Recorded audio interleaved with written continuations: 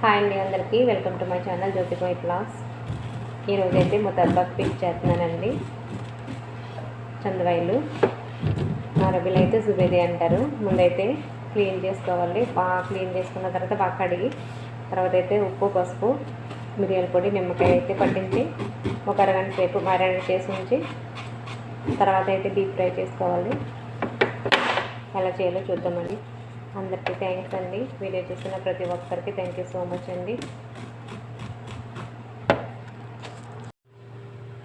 చేపలు అయితే బాగా కట్ చేసుకుని నీట్గా కడుక్కున్న తర్వాత పసుపు, టేస్ట్కి సరిపడా ఉప్పు, సాల్ట్, బ్లాక్ పెప్పర్, లెమన్ అన్నీ బాగా చేపలకు పట్టించి ఒక అరగంట అయితే ఉంచాలి.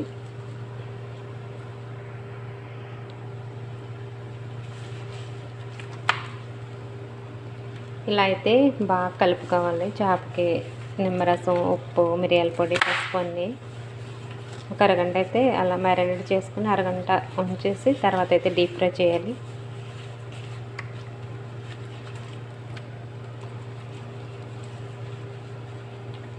అన్ని చేపలు కూడా ఇలా మొత్తం పట్టేలా